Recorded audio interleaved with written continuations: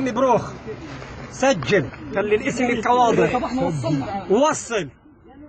احنا طالعين نصلي في الاقصى، بيوقفنا بوليس في الطريق، انزلوا من الباص ارجعوا، فيش مجال تفوتوا الاقصى. اذا بتطلعوا بناخذ الباص وبناخذ الشوفير. ليش؟ ممنوع. انطيني سبب حتى قانوني، مع انه قانونك غلط، فرجيني سبب. فيش عندنا سبب، عندنا اوامر ممنوع تفوتوا القدس. قلت له ما دام احنا ممنوعين نفوت القدس، يهودك الدكين تبعينك متدينين بكيموا حجار براجدوا علينا وفوتوا على الاقصى بطفشوا، مسموح لهم يفوتوا على كنائسهم، احنا ممنوع نفوت على مساجدنا. احنا اليهود بيفوتوا على الاقصى بنراجد عليهم في داخل مسجدنا، ليش يفوتوا عليه؟ باي حق بيفوتوا عليه؟ احنا بنقولها رساله للعالم كله. اللي بصير في العالم منعنا عن اسلامنا وعن ديننا وعن عباداتنا من اكبر المؤشرات اللي بتدل على نهايه هذا الطغيان العالمي، هذا الطغيان الكافر المجرم اللي قاعد بدور. الاقصى مش خط احمر، الاقصى مليون شهيد، مليونين شهيد، مليون شهيد، مليون شهيد.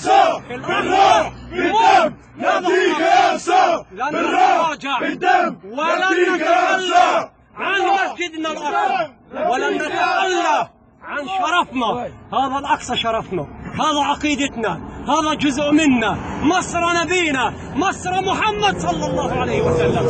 إن شاء الله إن شاء الله إن شاء الله عن قريب راح يتحرر المسجد الأقصى مهما استعملوا من القوة. والله التاريخ علمنا ما فيش قوة إلا قوة ربنا بالدوم.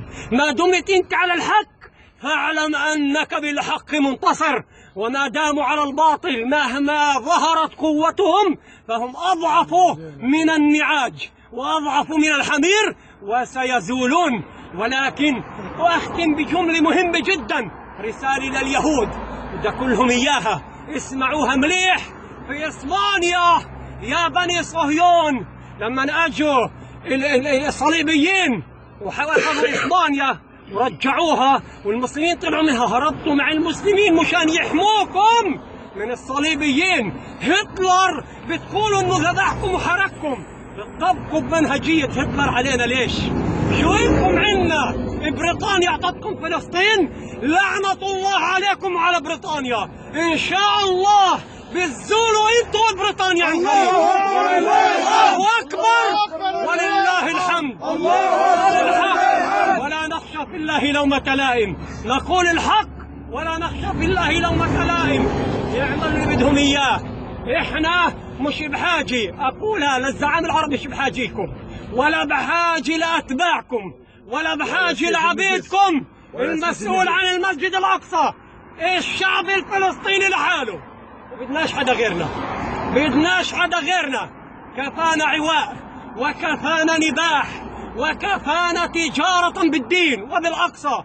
هؤلاء تجار من أجل الشهوة، من أجل شهوات زائلة، باعوا الإسلام، باعوا الأقصى، باعوا فلسطين، باعوا كل شيء. أقولها يا أهل فلسطين أبشروا، فإن النبي صلى الله عليه وسلم بشركم بأنكم أنتم المرابطون وأنتم المنتصرون وأنتم المحررون وأنتم الذين تكونون محاطون بالظلم من كل مكان. لا يضركم من خالفكم، نصرتكم من حديث النبي أكيد بإذن